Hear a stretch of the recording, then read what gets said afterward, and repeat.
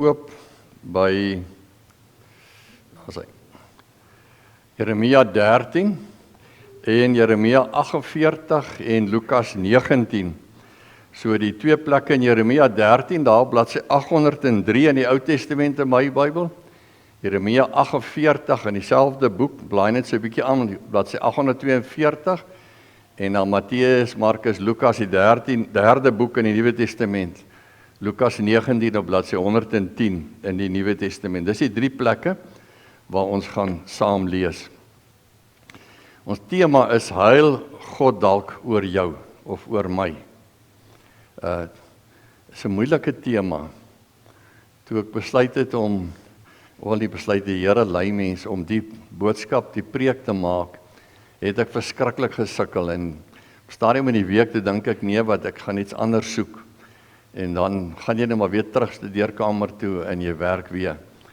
En op die oomblik toe gee die Here vir ons die woorde. En ek vertrou en ek weet dis die regte woorde. Jeremia 13 gaan ons eers saam lees, maar kom ons sit net so dan maak ons oogies toe. Here, baie dankie dat U vir ons goed is. Dankie vir so 'n lieflike oggend na die reën. Dankie vir hierdie mooi tyd wat U vir ons gee. Dankie vir die natuur wat so mooi is, Here. En toe ons so gery het, Here, is daar plekke waar die mense sê 4 jaar terug was dit droog en dit het nog nooit weer ophou reën nie. Net U seën en almal getuig van U genade wat so groot en ryk is oor elkeen. Dankie dat ons ook elkeen vanoggend kan sê, Here, wat ek is net genade, wat ek het is net genade, wie ek is net genade, hoekom ek is net genade. En dat ek hier is vanmôre en U woord het en in U glo en U kind kan wees, is absoluut net genade. Dankie dat U genade aan ons bewys en dankie dat U ons liefhet en dankie dat U ons seën. Dankie vir nuwe lidmate wat U by die gemeente voeg waarvan ons vanoggend kon hoor. Maar dankie dat ons ook kan bid vir hulle wat siek is en wat nood het. En ons bid vanoggend spesiaal vir Koos Espach wat operasie gehad het en wat weer siek geword het, en Here dat U hom gou gesond maak en volledig gesond terugbring huis toe. Here, seën ons elkeen wat vanmôre hier is en wil U regtig van sitplek na sitplek gaan en ons aanraak, Heilige Gees, met U teenwoordigheid en met die volmaakte woord. Ons bid dit net in die naam alleen. Amen. In Jeremia 13 lees ons hier in vers 15. Die Here sal dit stik donker laat word. Luister, gee aandag. Moenie so hoogmoedig wees nie. Dis 'n belangrike woordjie, daai hoogmoedig. Die Here het gepraat. Eer die Here julle God voordat dit donker word, voordat julle in die skemer vasloop teen die berge. Julle sal wag op lig, maar hy sal duisternis bring. Hy sal dit stik donker laat word. Maar as julle nie luister nie, sal ek in stilte huil oor julle hoogmoed. Ek sal huil en huil, trane stort, omdat my kudde as ballinge weggevoer word. En dan blaai ons na Jeremia 48 toe. Jeremia 48, en ons gaan daar saam lees van vers 29 af. Jeremia 48 vers 29. Ons het gehoor van Moab se vermetelheid, sy opperste hoogmoed, hierdie twee woordjies, vermetelheid en hoogmoed, sy verwaandheid is die derde woordjie. Sy vermetelheid en sy trots is die vierde woordjie. Vermetelheid, hoogmoed, verwaandheid, trots. En dan die vyfde woordjie, sy selfvoldaanheid. So beskryf die Here eintlik vir Moab. Ek ken sy hoogvaardigheid, sê die Here. Sy grootpratery bring niks. Al wat hy doen kom tot niks. Daarom huil ek oor Moab. Kla ek oor die hele Moab en kerm die mense oor die manne van Kargeres. Meer as oor Jaser huil ek oor jou, wingerd van Sibma. Jou ranke reik tot aan die see, hulle strek tot by Jaser. Die verwoester sak toe op jou vrugte en jou druiwe. Vreugde en gejuig het verdwyn uit die vrugteboorde uit Moab. Ek het die wyn laat wegraak uit die parskuipe. Tot sover daar. En dan blaai ons na Lukas 19 toe. Lukas 19 en by Lukas 19 lees ons daar in vers 41. Lukas 19 vers 41 en dis op die Palm Sondag, die begin van die laaste week van Jesus se lydensweek, wanneer hy Jerusalem inkom en hy ry op die donkie teen die Olyfberg af. Toe hy nader kom en die stad voor hom sien, het hy daaroor gehuil en gesê, as jy vandag tog wou insien wat vir jou vrede nodig is, maar nou is jy blind daarvoor. Daar sal dae oor jou kom dat jou vyande vestings teen jou oprig en jou omsingel en jou van alle kante beleer. Hulle sal jou met die grond gelyk maak en jou inwoners uitwis. Hulle sal aan jou nie een klip op die ander laat bly nie, omdat jy die betekenis van die tyd toe God gekom het om jou te red, nie besef het nie. Tot sover. Mag die Here ons seën vanoggend uit hierdie gedeeltes van sy woord, waaruit die Here vanoggend met ons praat hier in sy huis.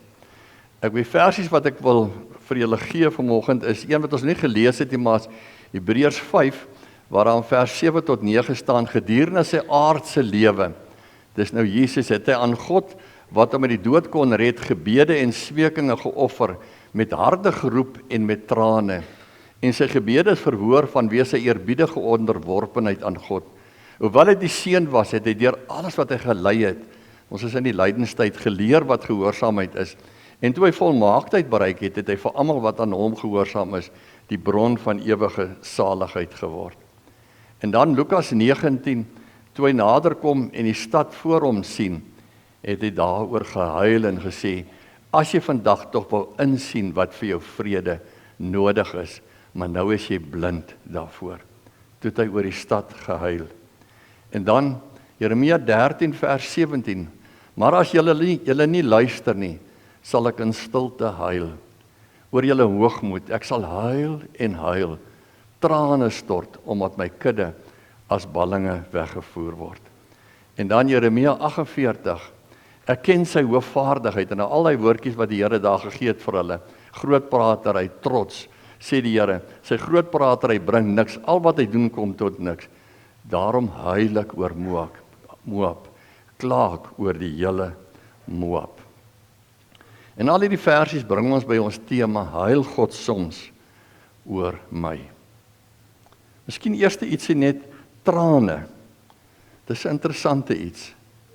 Partykeer huil 'n mens sommer net van blydskap. Partykeer kry mense verskriklike goeie nuus. Iets soos 'n babatjie wat gebore word. En as die oupa en ouma daai klein dingetjie in hulle hande vat, of 'n ma, ek onthou toe ons kleintjie gebore is en ek kom by Elsbeth toe huil sy, dan dink jy, daar's fout, maar dis nie fout nie, dis net vreugde, blydskap vir hierdie klein wonderwerkie wat jy kan besit, wat die Here vir jou leen vir jou lewe. En so gebeur daar mooi goed in 'n mens se lewe wat jou eintlik sommer net hartseer maak van dankbaarheid. En ek dink dis mooi trane. En dis eintlik ook lekker trane, as mens kan huil oor iets wat mooi is. Maar dan is daar ook iets so slegte trane. Trane van hartseer, trane van rou, van droefheid. Elkeen wat al 'n geliefde aan die dood afgestaan het, 'n pa of 'n ma, het iewers langs die pad gehuil oor jou pa, gehuil oor jou ma. Nog erger, wat ek nou nie eers ken nie, maar iemand wat al hulle lewensmaat verloor het. Iemand wat jy 40, 50, 60 jaar dalk mee geleef het, en toe verloor jy jou maat, en jy huil daaroor, en jy huil sommer baie later, en baie keer weer in jou lewe, verlang jy, en huil jy weer oor so iemand. En aan die een kant is dit goeie trane, maar aan die ander kant moeilike trane, as mens huil oor iemand wat vir jou kosbaar was. Maar dan kry mens trane wat regtig sleg is. En dink dis die trane wat een mens en 'n ander mens veroorsaak deur ons foute, deur ons sondigheid. En ek weet nie, ek is getroud met 'n vrou met 'n klein hartjie. En mens maak mos maar baie keer 'n foutjie en jy vergeet om iets te sê of wat ook al. En as ek weer sien, dan sien ek die oë blink. En ek dink elkeen van julle het dalk iewers dit beleef dat jy iets gedoen het wat vir iemand anders hartseer gemaak het. En dan is dit vir jou sleg. Ek persoonlik dink, dis die slegste iets wat oor 'n mens kom, as jy ander mense hartseer maak, met jou optrede. As 'n kind so optree dat jy agterkom, maar ek het vir pa en ma teleurgestel, en hulle trane oor my. Ek dink dis die slegste ding wat eintlik in 'n kind se lewe kan gebeur. Trane is sleg. Ek onthou ons kinders in die huis was en as hulle iets verkeerd gedoen het en jy raas met hulle en hulle huil en ek sien hulle trane en dan voel jy nog slegter as hulle.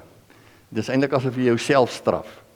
En jy wil eintlik sê, ag vergeet dit man, ek was net verkeerd, maar jy weet jy was verkeerd nie, hulle was stout en hulle het verkeerd gedoen en jy moes met hulle raas. Maar dis sleg.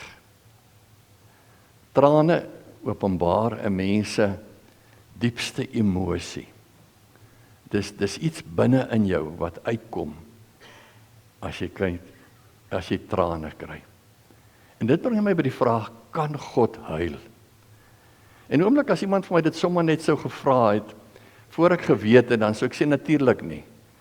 Ons huil want ons is swakke, nietige mense en ons maak foute en ons verlang en. Maar God is almagtig, hy's alomteenwoordig. Hy's die skepper van die heelal, hy het alles. Hy's volmaak. Hoekom sal God huil? En daarom dink ek, as jy sê, kan God huil? Kan Jesus huil? Dan sê eerste antwoord wees, nee. Maar dan lees ons in die Bybel, dat Hebreërs vir ons sê, hy dikwels met trane geoffer, Jesus. Met trane voor sy Vader gekom. En dan lees ons in Jeremia, en daar's meer plekke, dat Jeremia skryf, hoe God huil. En dit beskryf ons iets van die God wat ons aanbid, wat ek dink baie van ons nie weet nie. Wat ons nie verstaan nie, en wat ons nie kan pyl nie, dat ons 'n God aanbid, wat die almagtige God is, maar wat op 'n dag oor my huil. En ek weet hy het al oor my gehuil, oor wat ek gedoen het, maar wat op 'n dag oor jou huil, trane stort oor jou, want hy het jou lief. En dis die wonderlike van die God wat ons aanbid, dat ons 'n God het, wat ons so lief het, en wat so graag vir ons net die beste wil gee, dat hy huil oor ons. Die dag toe Jesus by Lazarus se graf kom, en Lazarus sy vriend is dood, en hy sien almal huil, toe word hy hartseer. Hy weet, hy gaan Lazarus lewendig maak. Maar as hy hulle hartseer sien, dan deel hy hulle hartseer. En dis die Here wat ons aanbid. Die Here wat, as ek en jy hartseer is, saam met ons deel in ons hartseer. Hy staan nie as 'n koue, ver weg God daar, en sê, kom maar reg nie. Nee, hy's by jou, en hy's by my. En hy deel my hartseer, en hy deel jou hartseer. En daarom kan jy, as jy hartseer is, van verlange oor iemand, dan kan jy dit vir die Here gee. En die Here weet, en hy deel dit met jou. In hierdie gedeelte wat ons gelees het, huil God oor hoogmoed en eie wysheid. In hierdie gedeeltes. Hoogmoed en eie wysheid huil hy oor. Want hoogmoed van die begin van die skepping af en eie wysheid, dit was nog altyd deel van die mens en van ons sondigheid, dat iewers langs die pad, amper soos 'n tienerkind, wat op 'n dag kom en sê, pa, ma, ek wil nou my eie ding doen. Ek weet ek het alles hier in die huis wat ek moet hê ensovoorts, maar ek wil dit nou anders doen. En dan stampel hulle koppe en hulle kry seer en hulle maak verskriklike groot foute, want hulle is eie wys en hulle wil nie luister nie. En ietsie daarvan is in ons almal. Dat wanneer ons het en dit gaan goed soos met Moab, en dit het met Moab goed gegaan op so 'n manier, dat hulle op 'n stadium sê, ag, die Here sal in elk geval altyd vir ons sorg. Hy het ons nie verniet uit Egipte laat kom nie. Moenie vir my vertel, die Here sal 40 jaar vir jou sorg in die woestyn, en ons uit Egipte uitlei, en nou sal hy ons los. Dis sommer nonsens. Dit was hulle redenasie. Ons kan doen wat ons wil, God is aan ons kant, hy is nie aan die wêreld se kant nie. En daar is nie 'n manier dat God die heidenvolk sal vat, en ons kom straf, en ons laat oorwin, en ons laat wegvoer in ballingskap. Nee, Jeremia, kan nie so wees nie. God is aan ons kant, hy is nie aan hulle kant nie. En dan leef hulle eenvoudig eie wys en sondig, hoogmoedig, praat groot en doen net wat hulle wil. Want hulle vergeet hulle afhanklikheid daagliks van die Here. En ons is ook so. Wanneer dit regtig goed gaan, dan wil ons eie ding doen. dan los ons die hand van die Here. En daarom Jeremia 13 lees ons, maar as julle nie luister nie, sal ek in stilte huil oor julle hoogmoed. Ek sal huil en huil, trane stort oor my kudde as ballinge weggevoer word. En Jeremia sê dit vir hulle, mense, dit kom. Julle gaan alles verloor.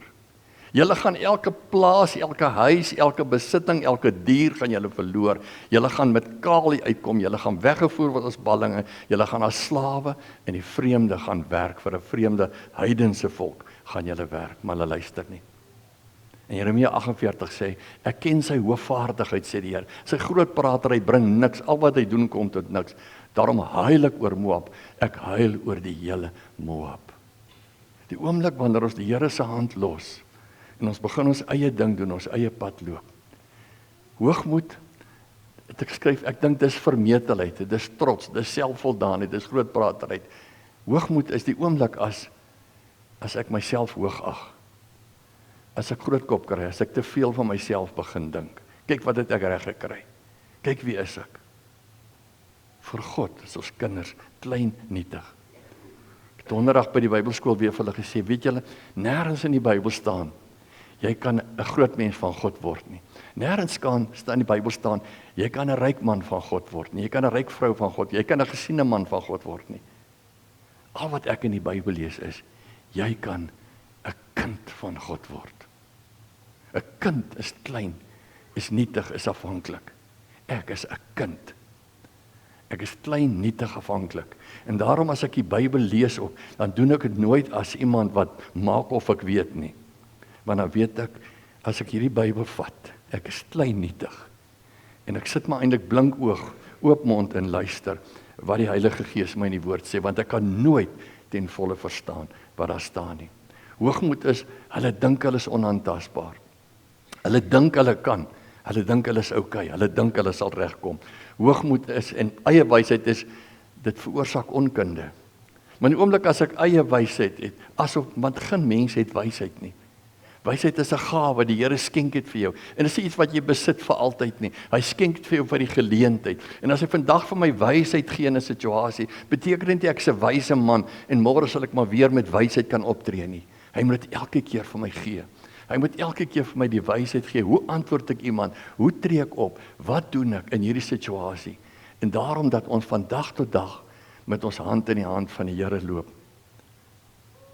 In Lukas 19 staan, as die Here daar teen die berg staan, en as die skare rondom en hulle sing, en hulle Hosanna vir die seun van Dawid, en hulle gooi palmtakke voor hom, en hulle trek hulle klere uit, en gooi dit voor hom, dat die donkie saggies daaroor kan ry.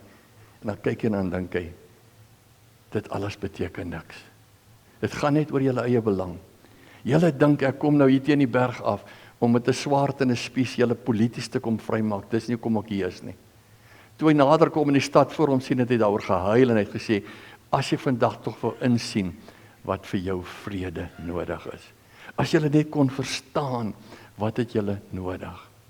Ek het al die foto gewys, dis die Russiese kerkie wat daar teen die Olyfberg gebou is, met die kerkie met die koepel, wat lyk of die trane so met afloop, en op elke hoek is daar so 'n kruik, simbolies om Jesus se trane op te vang. En dis waar Jesus gestaan het.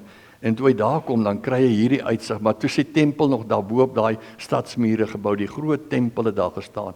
Dan sien die Here die tempel en hy sien die stadsmure met die oospoort daar voor hom, en dan kyk hy en is so mooi.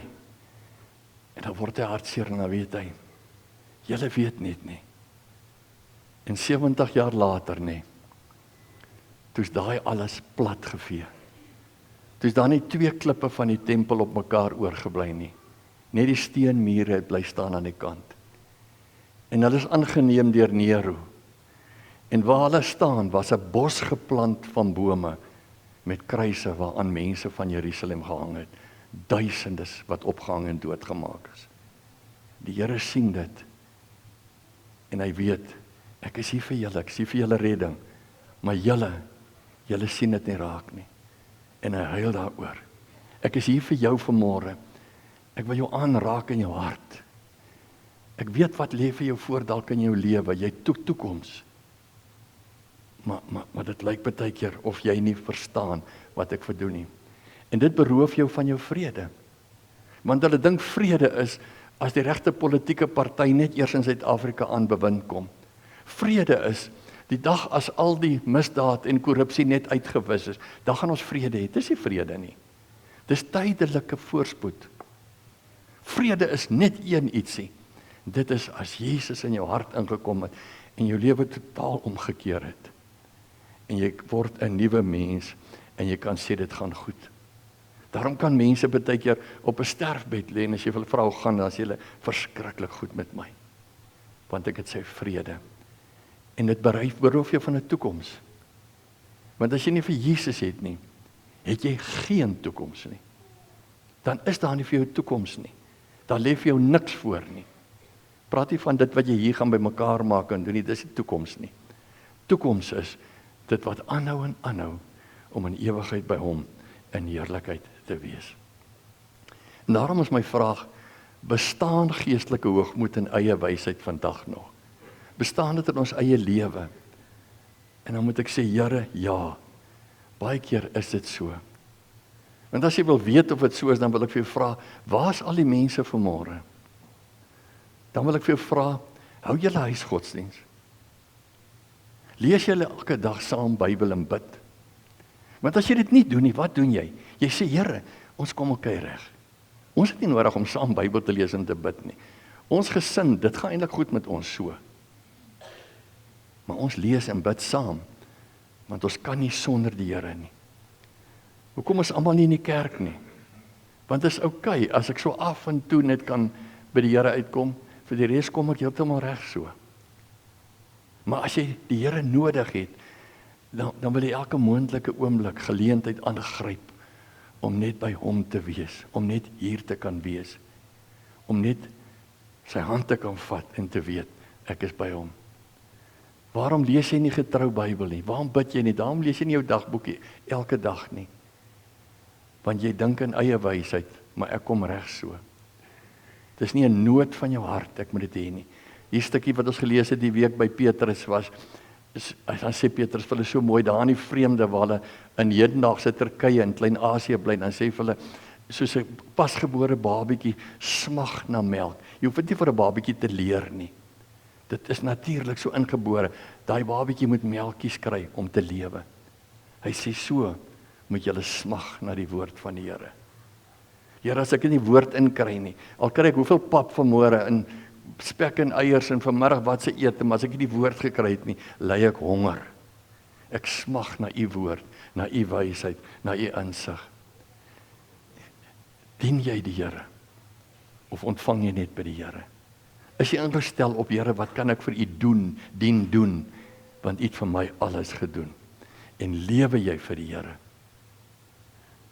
Antwoord hierdie vraag vir jouself. En dan sal jy weet, is daar 'n stuk eie wysheid, 'n stuk trots, 'n stuk hoogmoed in my, 'n stuk eie doen. By geleentheid hulle vir 'n Tom Wright in Amerika het 'n vriend van hom gevra om die wetgewende vergadering, terwyl Amerika nou so in die nuus is, toe lees ek dit weer. Gevra, hy moet hulle wetgewende vergadering kom open môre. En toe dink hy, wat sal hy daar sê? Wat sal hy bid? Met gebed kom open. En toe skryf hy 'n gebed wat daarna honderde duisende kere deur die wêreld versprei en gelees is. Maar toe kom hy die oggend en toe bid hy, ons bely, Vader, dat ons met die absolute waarheid van die woord spot, en dan noem ons dit morele pluralisme. In die wêreld sê ons al hoe meer, ag, maar hierdie Bybel is nie al nie. Ons moet miskien maar die Qumran en ons moet miskien maar die Torah en almal van hulle ook 'n plekkie gee. Dis nie net die Bybel nie. Morele pluralisme. Ons erken ander gode en dan noem ons dit multikulturalisme. Ons verskoon perverse optrede en dan noem ons dit alternatiewe lewenstyl. Ons buite armes uit en dan noem ons dit lotery. Want ons weet mos as ons lotery doen, dis die arme mense wat daardeur ly. Ons betoon luiheid en dan noem ons dit welsynswerk. Ons keer abortus goed, dan noem ons dit vrye keuse. Ons dissiplineer nie ons kinders en dan sê ons bou hulle selfbeeld. Ons misbruik mag, dan noem ons politieke kundigheid. Ons begeer ons naaste se goed, dan noem ons dit ambisie. Ons bevuil die wêreld met taal en dade, dan noem ons dit vryheid van spraak. En toe ek dit weer lees, dink ek, al hierdie goed bestaan nog net so vandag. Al hoe meer begin mense sê, maar is dit wat die Bybel sê nou regtig? Moet ons dit so eng vat? Moet ons die Bybel net so doen? En hoe kan ons sê ons is reg? Die moslems het ons ook 'n punt beet. En so gaan ons aan. En ons breek stelselmatig af in ons eie wysheid. As jy 'n kind is, 'n kind sê nie, is my pa en ma nie dalk verkeerd nie. Is ander pa's en ma's nie reg nie. My pa was altyd reg. En my ma was reg. Al het ek nie daarvan gehou nie. Vandag is dit nog so. My pa is reg. En wat my pa vir my sê, is genoeg. En niks anders en niks meer nie. Broers en susters, God se trane is ook trane van genade. En ek wil juist dit vanoggend vir julle lees. Die hele week worstel ek nou met hierdie preek in. En ek sê vir Elsbie, ek sukkel bietjie met die preek en dan sit ek in die studeerkamer en uit. En gisterand 10:00, toe hou ons tot die tyd. En ons het 'n dagboek wat ons ook gebruik. Ekskuus toe. En ons lees Jeremia 2. En dan lees ons, my volk het my hulle magtige God verruil vir gode wat nie kan help nie. Dan staan daar, as jy vandag enige mens, selfs 'n kind voor hierdie keuse gaan stel, om te kies tussen die magtige God en gode wat nie kan help nie, wie sal hulle kies? Elkeen sal 'n magtige God kies. Waarom was God se volk dan so dom en onnosel, so koppig en dwaas? Het hulle dalk te gewoond geraak aan God se sorg en liefde, sy goedheid en trou, dat hulle nie meer waardeer het nie? Die Here herinner Israel daaraan, hoe getrou jy aan my was in jou jeug, hoe lief jy my gehad het, toe jy my bruid geword het. Maar toe hulle groot word, het hulle magtige God van geruil vir afgode wat nie kan help nie. Dit is so verskriklik, dat selfs die hemel daaroor skrik, en beef en sidder. Maar dis nie al nie, die bron van die lewende water, en dan staan daar, hierdie ruil laat selfs vir God huil. En toe ons gisterand die stilte uit dit lees, toe dink ek, sjoe, hoekom nou juis vanaand hierdie stukkie lees oor, dit laat vir God huil. En toe sê ek vir Elsbie, ek weet, die Here gee vir ons hierdie boodskap. Niks is mos toevallig nie. In 'n hele dik boek wat ons lees, staan daar een plek, hy huil. En hoekom moet ons dit gisterand lees? En dan sê hy, dit is die verskriklike realiteit ook van die mens van ons dag. Hulle het God nie nodig nie. Elkeen kap sy eie waterbak uit, maar hulle besef nie dat daardie waterbak gebars is nie. Dit hou nie water nie. Dit kan nie in hulle diepste behoefte voorsien nie. Dit stel hulle elke keer teleur. As hulle water gaan soek, is die bak leeg, maar hulle is te blind om dit te sien en te dom om dit te begryp. Het jy ook gedalk 'n gebarste waterbak? Sukkel jy ook om jou diepste dors geles te kry? Slaan jou waterbak heeltemal stikkend en keer terug na die fontein van die lewende water. Dis nog nie te laat nie. As jy drink van die water wat die Here vir jou gee, sal jy nooit weer dors kry nie. Johannes 4 vers 14. Dankie Here vir u genade. Dankie dat elke keer wat u oor ons huil, is dit soos 'n pa en 'n ma wat oor hulle kind huil. Nie om te verwerp nie, maar omdat hulle lief is, omdat hulle regtig omgee, omdat hulle net die beste wil hê. En so weet ons Here, en wil ons vir u sê, Here, vergewe ons die trane wat ons in u oë gebring het, wat ons in u lyding bygevoeg het. Dankie Here dat u trane elke een 'n traan van genade was en is, om ons terug te bring na die fontein van die lewe toe. Om te besef, ons kan nie ons eie waterbakke uitkap en ons eie voorsiening doen nie. Ons het u dag vir dag, oomblik vir oomblik, minuut vir minuut, sekond vir sekond, nodig in ons lewe, om ons op die regte pad te lei. Seën hierdie gemeente, Here, en hou ons naby u. Here, dat u nie van ons soos van Moab sal sê, julle het grootpraterig geword, julle het hoogwaardig geword, julle het trots geword, julle het eie wys geword, ek huil oor julle nie. Maar dat U vanoggend, Here, uit U hemelse heerlikheid na ons kyk en sê, ek sien in hierdie gebou vanmôre net kinders van my. Kinders wat my liefhet en afhanklik liefhet. Amen.